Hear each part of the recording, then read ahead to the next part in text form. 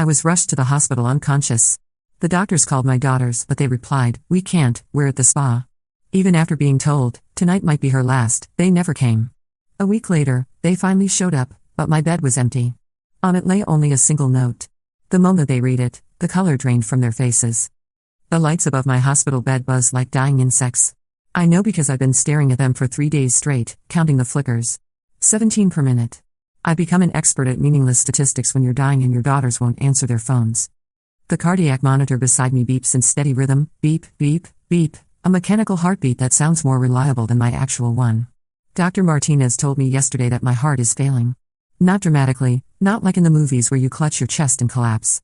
Just failing. Like an old car engine that coughs and sputters until one day it doesn't turn over. Mrs. Chen, the nurse says, approaching with that careful hospital smile. Sarah, I think her name is. She's young, maybe 25, with kind eyes behind wire-rimmed glasses. We tried calling your daughters again. My throat feels like sandpaper. And? The voicemail for Emma says she's unavailable until next Wednesday. Something about a wellness retreat in Sedona. Sarah adjusts my IV drip, not meeting my eyes. Lily's phone went straight to voicemail too, but we got through to the spa where she's staying. They said they'd pass along the message. I close my eyes. Of course they're at spas. My daughters, the wellness warriors. Emma with her chakra realignment sessions and Lily with her crystal healing workshops. Both of them so busy finding themselves that they've forgotten where they came from. Did you? I have to stop, cough. My lungs feel full of cotton.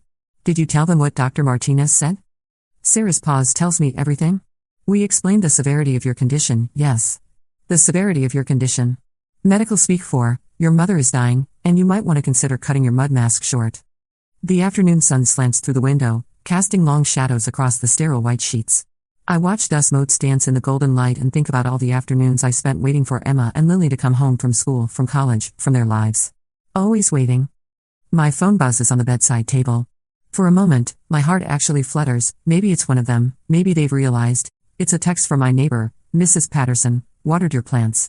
Thinking of you, 2 hearts emoji, 67 years old, and my neighbor shows more concern than my own flesh and blood.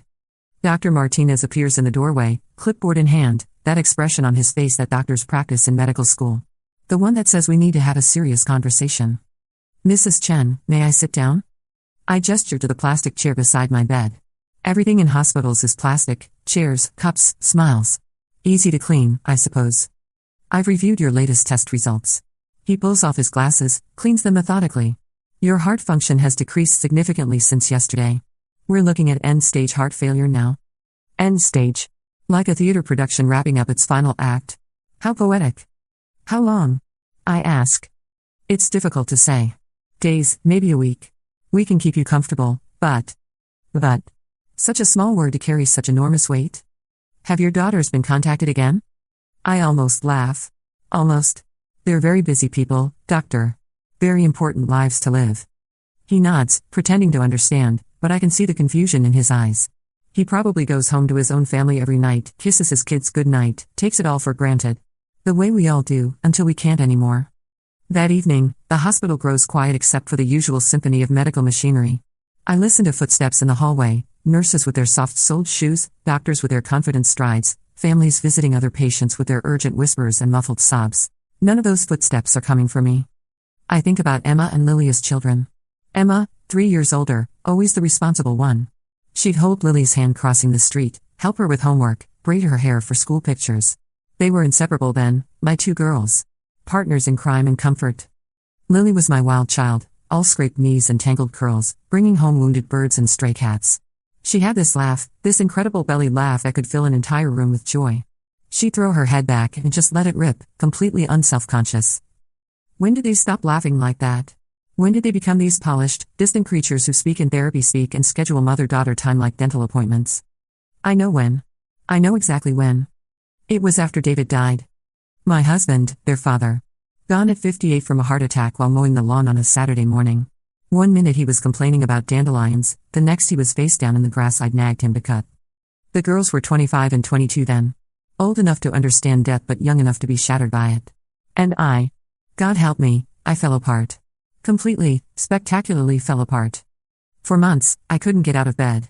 Couldn't cook, couldn't clean, couldn't be the mother they needed me to be. Emma had to take charge, paying bills, organizing the funeral, making sure Lily ate something besides cereal and takeout. My responsible daughter became a mother at 25 because I abdicated my position. And Lily, my wild child, went quiet. She stopped laughing that beautiful laugh, stopped bringing home strays, stopped looking at me with anything resembling trust. She started therapy, started reading self-help books, started building walls I couldn't scale. They both did. When I finally clawed my way out of the grief hole, my daughters were gone. Physically there, but emotionally. Somewhere I couldn't reach. They'd learned to live without me, and apparently they'd learned the lesson too well. Mrs. Chen? Sarah appears at my bedside with a cup of water. Are you okay? Your heart rate spiked. I accept the water, even though it tastes like nothing and everything at the same time. I'm fine. Just remembering. That can be hard, she says gently. Hard. Another insufficient word. Sarah? Can I ask you something? Of course. Do you have children? She shakes her head. Not yet. Someday, maybe. When you do, love them fiercely, but teach them that love isn't a one-way street. Don't make my mistake. She looks puzzled, but nods. I'll remember that. The next morning brings visitors, just not the ones I want. Mrs. Patterson arrives with a small pot of African violets, for color, dear, and Father McKenna from St. Michael's stops by to offer last rites, just in case. I haven't been to Mass in 15 years, I tell him. God doesn't keep attendance records, he replies with a smile that actually reaches his eyes. I like this priest. He's young, maybe 40, with kind hands and a Chicago accent that reminds me of my mother. Would you like to talk about your family? He asks. Not really. Sometimes it helps. I consider this. What could it hurt? I'm dying anyway. I have 2 daughters who've forgotten I exist. Or maybe they remember, but they just don't care anymore. That must be very painful. It is. But you know what's worse? I understand why. Father McKenna settles into the plastic chair. Tell me. So I do. I tell him about David's death, about my spectacular failure as a mother, about the distance that grew between us like a cancer. I tell him about missed birthdays and forgotten holidays, about phone calls that went unreturned and invitations that were politely declined. I push them away, I admit. And when they learned to live without me, I convinced myself they were better off. Easier than fighting for them, I suppose. It's never too late, he says. Isn't it? Not while you're still breathing. But I'm barely doing that, and we both know it. Dr. Martinez visits again that afternoon, and the news isn't good. My kidneys are starting to fail now, too. Everything's shutting down in orderly fashion, like an office building closing for the night. We could try dialysis, he offers, but his tone suggests he doesn't recommend it. What's the point? Your daughters aren't coming. The words taste bitter. Let's not pretend otherwise. He nods, makes a note on his clipboard. We'll keep you comfortable. Comfortable. As if dying could ever be comfortable. That night, I dream about David. He's sitting in the garden behind our first house, the little bungalow on Maple Street where we lived when the girls were small. He's reading the newspaper while Emma and Lily play in the sprinkler, their shrieks of laughter echoing off the neighbor's fence. You're giving up, he says without looking up from the sports section. I'm dying. That's not what I mean. I sit down in the grass beside him, feel the phantom dampness seep through my hospital gown. What else am I supposed to do? They've made their choice. Have they? Or have you just decided for them? I want to argue, but Dream David has this maddening habit of being right. Just like real David did. They're at spas, I say weakly. So? So they chose massages over their dying mother.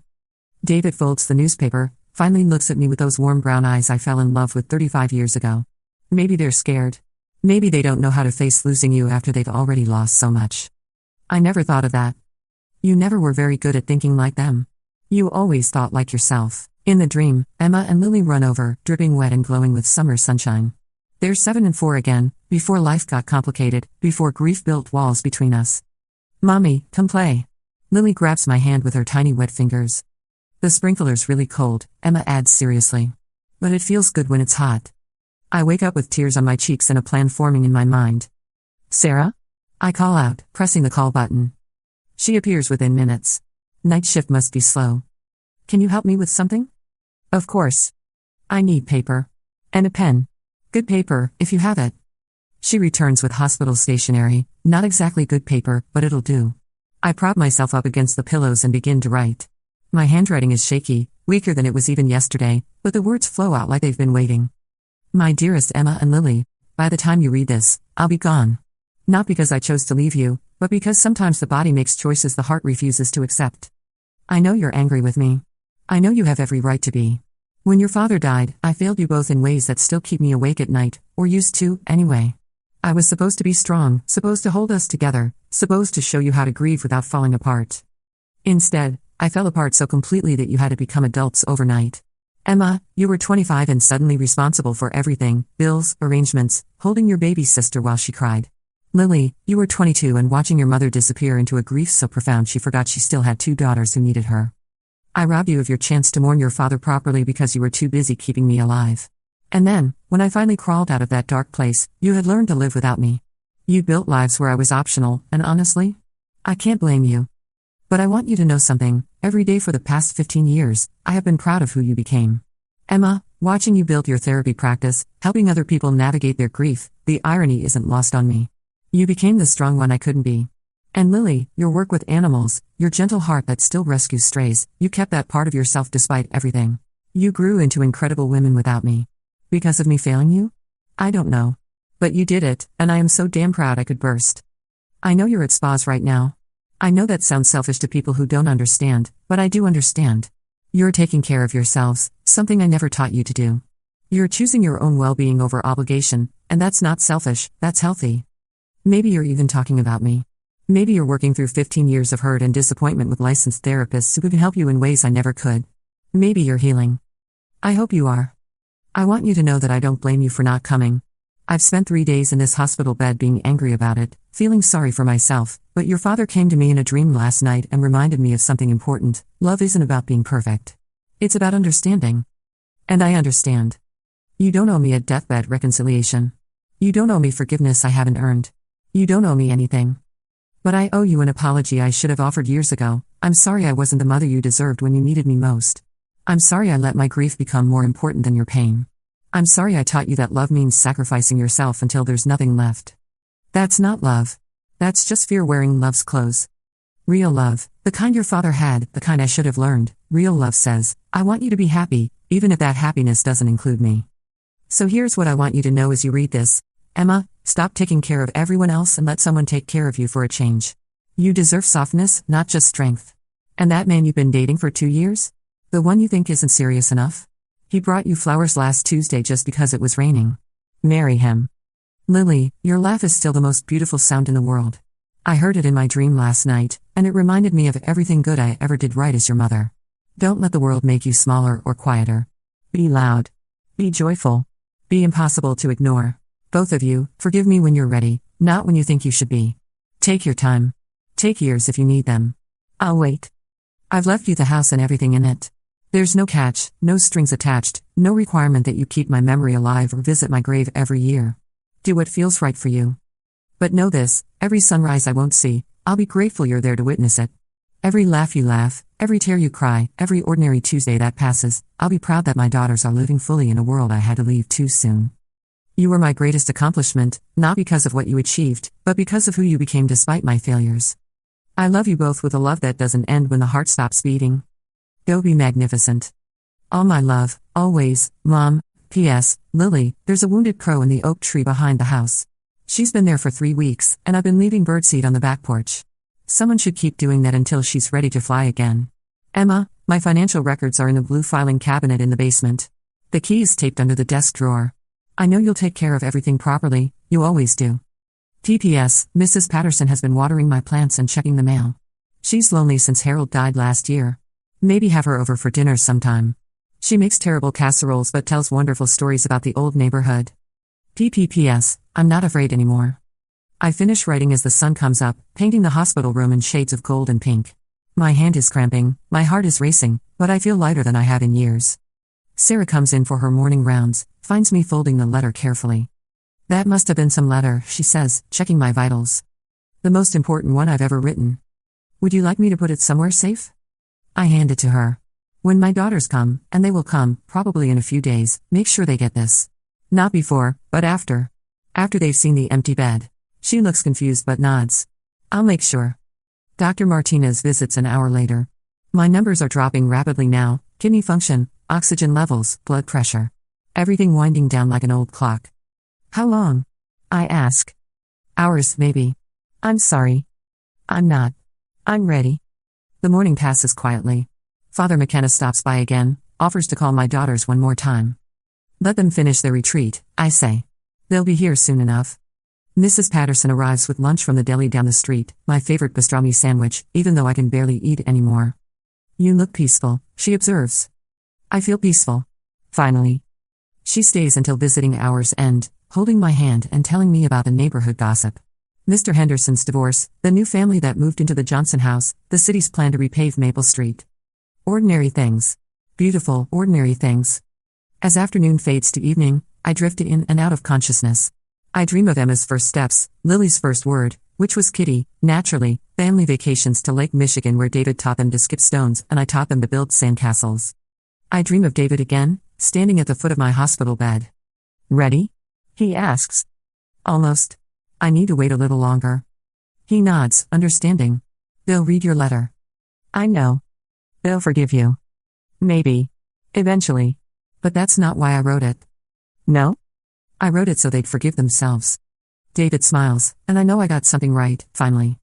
The monitors around my bed begin to slow their urgent beeping. Sarah appears at my side, along with Dr. Martinez and another nurse I don't recognize. Mrs. Chen? Can you hear me? I can, but speaking feels like too much work now. I nod slightly. Is there anything you need? Anyone you want us to call? I shake my head. Everything I needed to say, I've said. Everyone I needed to tell, I've told. The beeping grows slower, more distant. I think about Emma and Lily, probably sitting by a pool right now, drinks with little umbrellas in hand, talking about chakras or crystals or whatever it is they talk about. I hope they're laughing. I hope they're healing. I hope when they read my letter, they'll understand that the greatest gift they can give me isn't forgiveness, it's the willingness to forgive themselves for being human, for being hurt, for protecting their hearts the only way they knew how. The sun sets outside my window, painting everything golden one last time. Somewhere in Arizona, my daughters are watching the same sunset, not knowing their mother is slipping away with the light. But that's okay. They'll grieve when they're ready. They'll come when they can. They'll read my letter and maybe, they'll remember that before I was a failure, I was their mother. And before they were disappointments, they were my greatest joy. The beeping stops.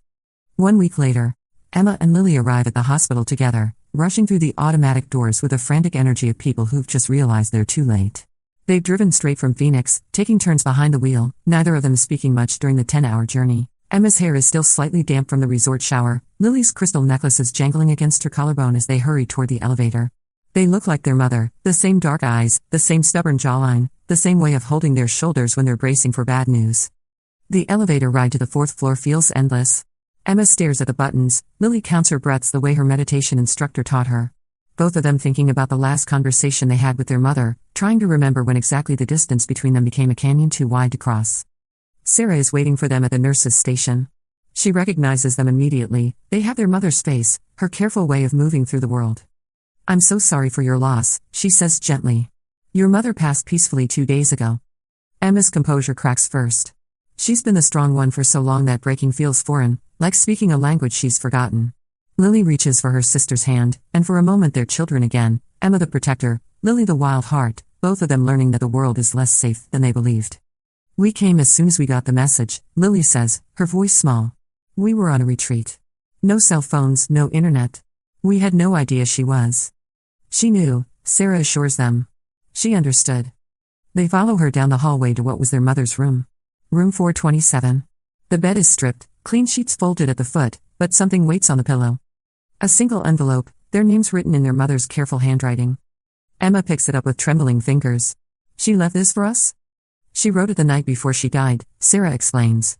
Made me promise to give it to you after you saw the empty bed. She said it was important that you see that first. Lily sinks into the plastic chair beside the bed, the same chair where Father McKenna sat, where Mrs. Patterson held vigil, where their mother spent her final days waiting for daughters who never came. She died alone, Emma whispers, the words cutting through the sterile air like broken glass. No, Sarah says firmly. She wasn't alone. Mrs. Patterson was here, and Father McKenna, and all of us. But more than that, she wasn't lonely. Not at the end.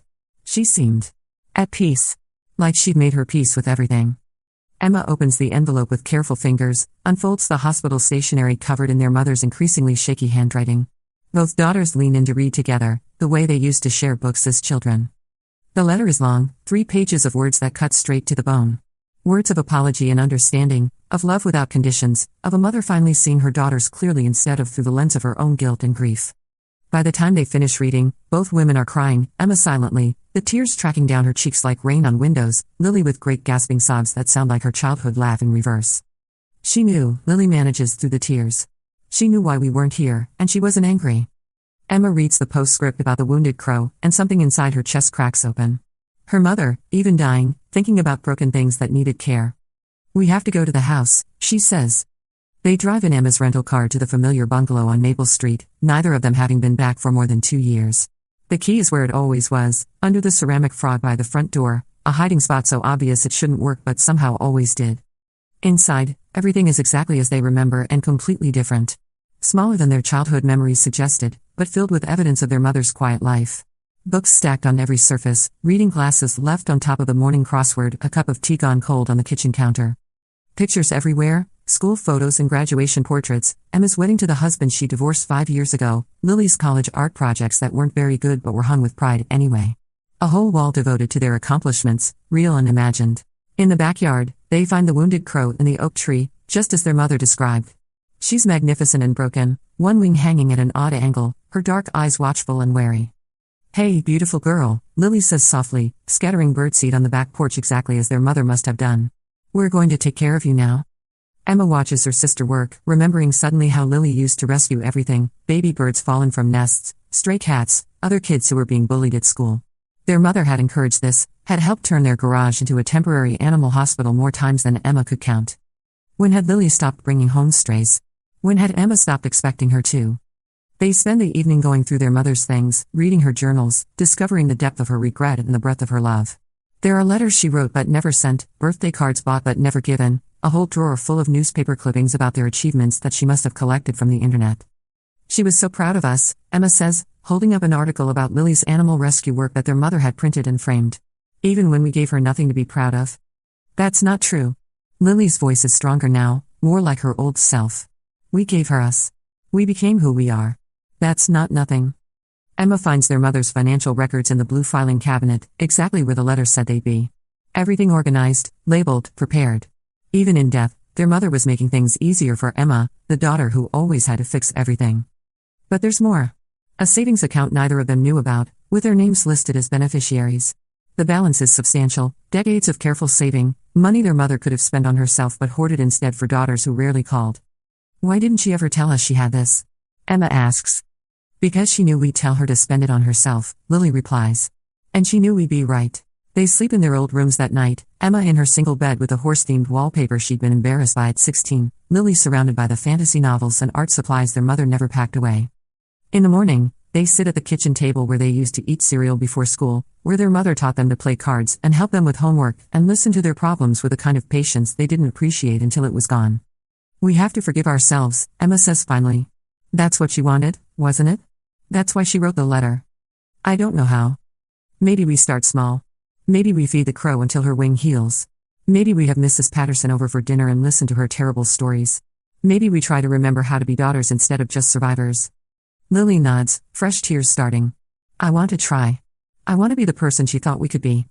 We already are, Emma realizes. We just forgot for a while. They spend the next week in their mother's house, sorting through 40 years of memories, learning to see their childhood through the lens of perspective instead of pain. They remember birthday parties and bedtime stories, family vacations and ordinary Tuesday afternoons that felt magical just because they were together. They remember their mother before grief broke her, and they forgive her for being human enough to shatter when the most important person in her world suddenly disappeared. The wounded crow heals slowly, accepting their care with the same wariness their mother must have felt accepting help from anyone. But she does heal, and one morning they wake to find her gone, not dead but flying, her shadow passing across the kitchen window like a benediction. She's okay, Lily says, watching the crow disappear into the morning sky. Yeah, Emma agrees. She is. They scatter their mother's ashes in the garden where she grew tomatoes and roses with equal devotion, where David taught them to recognize constellations and their mother taught them to believe in magic. The wind carries the ashes up into the oak tree, into the roses, into the soil that will bloom with new life come spring.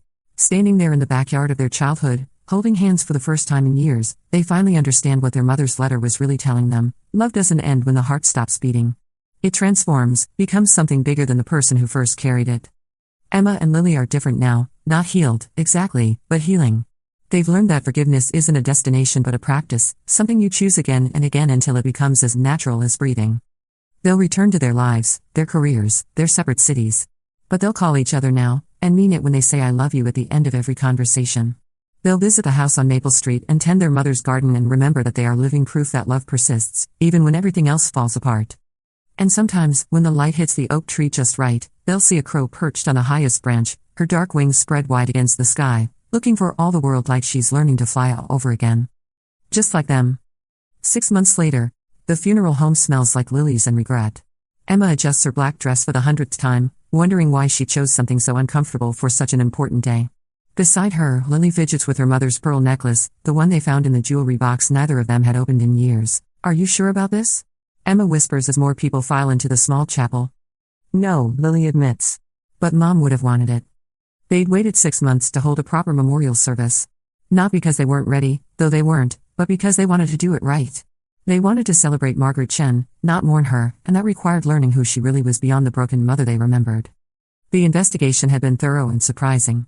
They'd found journals dating back 30 years, letters their mother wrote but never sent, photo albums organized by year with meticulous captions. They'd interviewed neighbors, tracked down old friends, even spoken to Emma's ex-husband who remembered their mother with unexpected fondness.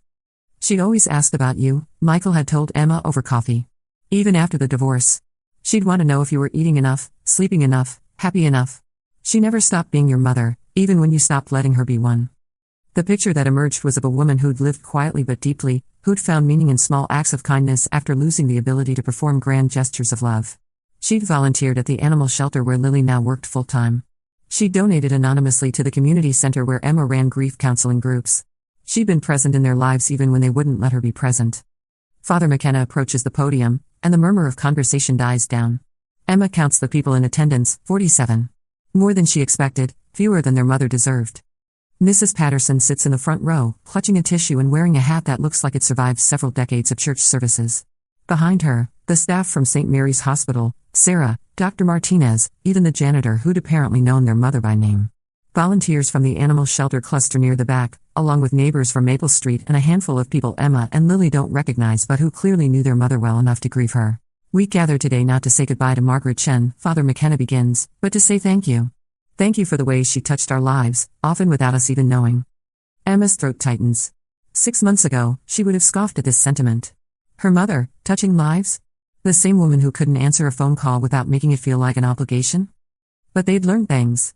So many things. Like how their mother had quietly paid the veterinary bills for Mrs. Patterson's cat when Harold died and money was tight. How she'd driven elderly neighbors to doctor's appointments without being asked, never mentioning it to anyone. How she'd left casseroles on doorsteps when families were struggling, always with a note that said from a friend instead of signing her name. Margaret was a woman who understood that love isn't always loud, Father McKenna continues. Sometimes love is patient. Sometimes love is quiet. Sometimes love means stepping back so the people you care about can learn to fly. Lily reaches for Emma's hand, squeezes tight. They've been doing that a lot lately, reaching for each other. Learning to be sisters again instead of just survivors of the same childhood. The service is beautiful and heartbreaking and exactly what their mother would have wanted, simple, genuine, focused on connection rather than ceremony. People share memories that surprise Emma and Lily, stories of kindness they never knew about, evidence of a life lived with more intention than they'd given their mother credit for. Dr. Martinez talks about how their mother never complained, never asked for special treatment, how she worried more about being a burden to the staff than about her own comfort.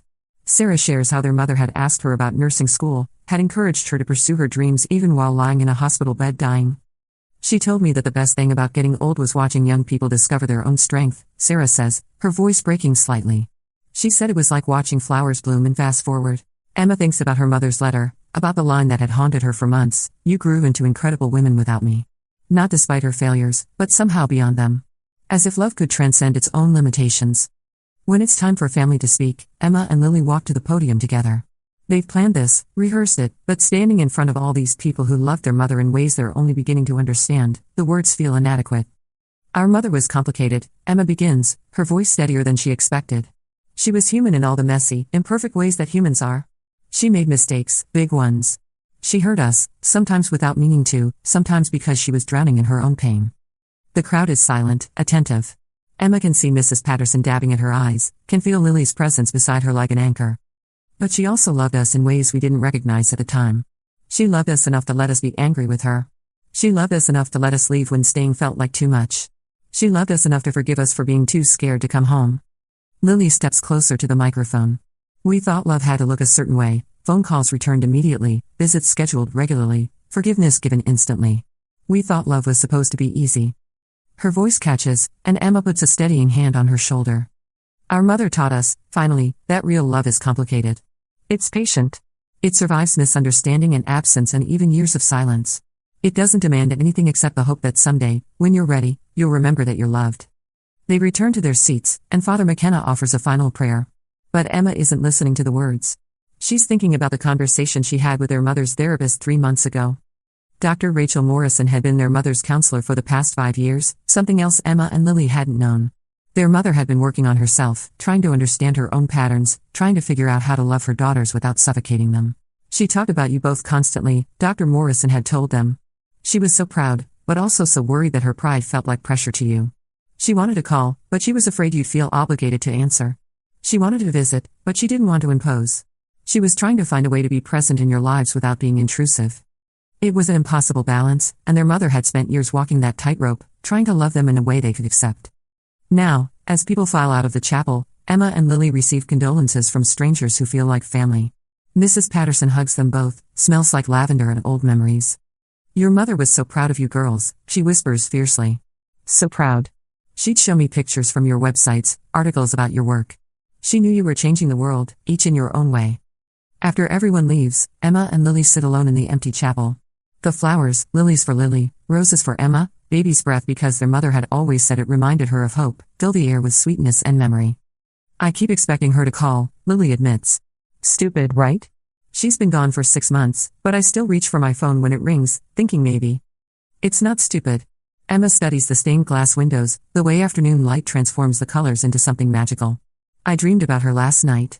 She was sitting in the kitchen, drinking tea and working on that crossword puzzle. She looked up at me and said, "You are doing better than you think you are." Was she right? Emma considers this. 6 months ago, she would have said no automatically. She would have catalogued all her failures, all the ways she was still broken, still struggling, still falling short of some impossible standard. But now she thinks about the grief counseling group she's expanded, how many people she's helped navigate loss. She thinks about Michael, her ex-husband, and how they become friends again, real friends, not just polite acquaintances. She thinks about the man she's been dating, the one from her mother's letter, and how she finally told him she loved him last month. Yeah, she says finally. I think she was. They drive back to the house on Maple Street, the house they've decided to keep. Not to live in, Emma has her life in Chicago, Lily has hers in Portland, but as a place to return to. A home base. A reminder of where they came from and how far they've traveled. The house feels different now, lighter somehow. They've cleared out most of their mother's things, donated her clothes to the shelter, given her books to the library. But they've kept the important stuff, photo albums and jewelry, handwritten recipes and the ceramic frog that still hides the spare key. Emma makes tea while Lily checks on the garden. They've hired a service to maintain it, but Lily can't resist pulling weeds and deadheading roses when she visits. She has their mother's hands, Emma realizes, gentle with growing things, patient with creatures that need tending. The tomatoes are coming in beautifully, Lily calls from the back door. Mom would be thrilled. Emma brings 2 cups of tea to the back porch, settles beside her sister on the swing their father built 30 years ago. The wood is weathered now, the chain's creaky, but it still holds their combined weight. I've been thinking about something, Emma says, watching the shadows lengthen across the yard. What? Mom's letter. The part about Dad coming to her in a dream, telling her we were scared of losing her after we'd already lost so much. Lily nods. I've been thinking about that too. He was right, wasn't he? We weren't angry because we didn't love her. We were angry because we loved her too much, and losing Dad taught us that the people you love can disappear without warning. So we disappeared first. Exactly. Emma sips her tea, tastes the jasmine their mother always preferred. We thought if we kept our distance, it would hurt less when she died. Did it? Emma considers this honestly. No. It hurt exactly the same. But we also missed 15 years of loving her while she was alive. They sit in comfortable silence, watching the sun set behind the oak tree where they scattered their mother's ashes. Somewhere in the branches, Emma can hear birds settling in for the night, not the crow, who's long since returned to her life in the wild, but other creatures finding safety in the shelter of leaves. I want to tell you something, Lily says suddenly. Okay. I went to see Dr. Morrison, Mom's therapist. I've been going for 3 months now. Emma turns to look at her sister, surprised. How come you didn't tell me? Because I needed to figure some things out first. About Mom, about us, about why I spent so many years being angry. Lily sets down her tea, pulls her knees up to her chest the way she used to as a child. I learned something important. What? I wasn't just angry about Dad dying, or about Mom falling apart afterward. I was angry because I thought it was my fault. What do you mean? Lily's voice gets smaller, younger. The morning Dad died, I called him. I was having some stupid crisis with my boyfriend, can't even remember what it was about now, and I needed Dad to tell me everything would be okay. He was supposed to go golfing with his friend that morning, but he canceled to talk to me instead. Decided to mow the lawn while we were on the phone. Emma's breath catches. Lily. If I hadn't called, he would have been on the golf course. He would have been with his friend when it happened, maybe gotten help faster. Maybe. Stop. Emma reaches for her sister's hand. Just stop. You know that's not how heart attacks work. You know Dad's doctor said it was instantaneous, that nothing could have saved him. Logically, yes. But emotionally? Lily shrugs, tears starting. I've been carrying that guilt for 15 years. Wondering if I killed our father by being needy at the wrong moment. Emma pulls her sister closer, the way she used to when they were children and Lily had nightmares. Is that why you stopped calling? Why you stopped letting any of us help you with anything? Partly. If I never asked for help, I couldn't accidentally hurt anyone by needing too much. Oh, Lily? Emma's heart breaks for her sister, for all the years she spent blaming herself for something that was never her fault. Does Dr. Morrison think that's true? She thinks I'm an idiot for believing it for so long, Lily says with a watery laugh. But she's helping me understand that guilt doesn't have to make sense to feel real. They hold each other on the porch swing, two middle-aged women learning to be children again, learning to accept comfort they've denied themselves for decades. We're quite a pair, aren't we? Emma murmurs. Both of us so scared of being hurt that we hurt ourselves instead. Mom knew, Lily says. Somehow she knew exactly what we were doing and why. That letter. It was like she could see straight through all our defenses. Emma thinks about this, about the mother she's been getting to know through journals and memories and conversations with people who loved her without reservation. The woman who emerges from these discoveries is complex, flawed, but also wise in ways Emma is only beginning to appreciate. She had 15 years to figure us out, Emma says finally. 15 years of watching us from a distance, trying to understand why her daughters couldn't come home. Do you think she forgave us?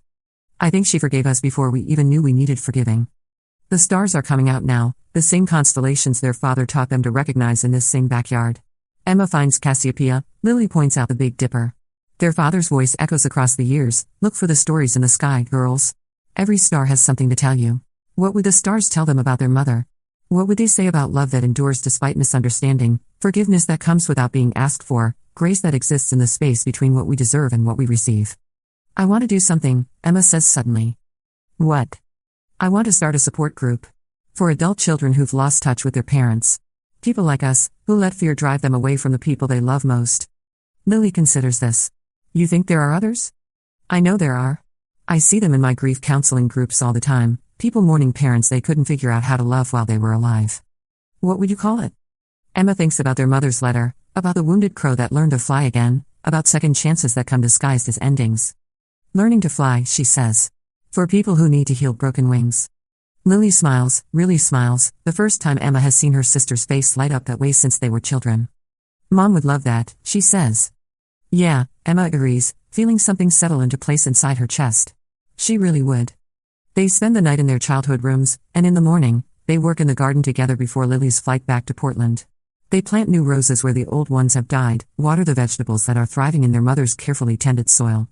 Will you come for Thanksgiving? Emma asks as they load Lily's suitcase into the rental car. Try to stop me.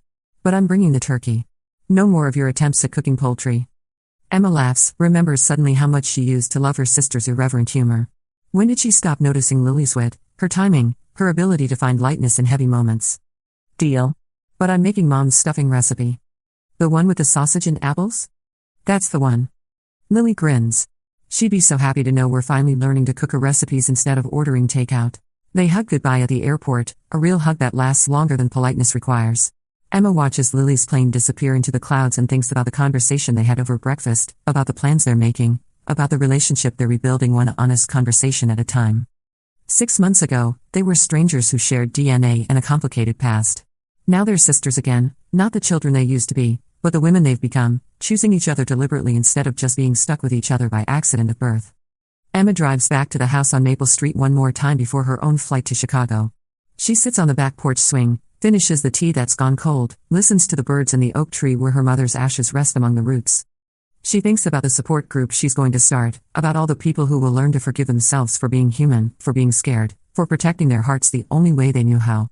She thinks about her mother, who spent her final years learning the same lessons, practicing the same patience with herself that she'd always given so freely to others. I get it now, she says aloud to the empty yard, to the roses and tomatoes and the tree that holds her mother's remains. I finally get it. The wind picks up, rustles the leaves like laughter, like applause, like a mother saying good job to daughters who are finally learning to fly. Emma closes her eyes and listens, and for just a moment, she could swear she hears her mother's voice carried on the breeze, "You're doing better than you think you are." This time, she believes it.